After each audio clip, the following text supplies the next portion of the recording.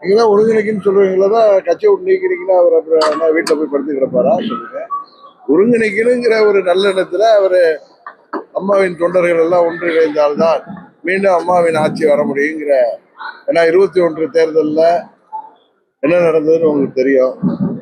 24 பாராளுமன்ற தேர்தலில் திமுக தமிழ்நாட்டில் 39 தொகுதிக்கும் வெற்றி வாகை சூடியதற்கு யார் காரணம் என்பது உங்களுக்கு தெரியும். யார் என்டிஏ கூட்டணியில் இருந்து வெளியேறியது என்பது தெரியும். அதனால செங்கோட்டையன் எனக்கு தெரிஞ்ச புரட்சி தலைவர் காலத்திலேருந்து உள்ள ஒரு மூத்த நிர்வாகி.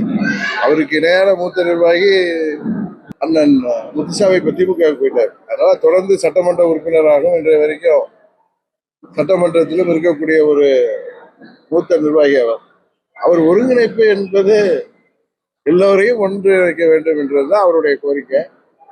எல்லாரையும் ஒருங்கிணைக்கணுங்கிறதுக்காக அவர் எங்களை எல்லாம் சந்தித்ததே ஏதோ பஞ்சமா பாதத்தில் ஒன்று மாதிரி அவர் கட்சியிலிருந்து நீக்கப்பட்ட பிறகு அவர் என்ன வீட்டில் போய் போர்வை பற்றி படுத்துக்கணுமா இல்லை விவசாயத்தை பார்க்கணுமா என்ன நினைக்கிறீங்க நீங்க?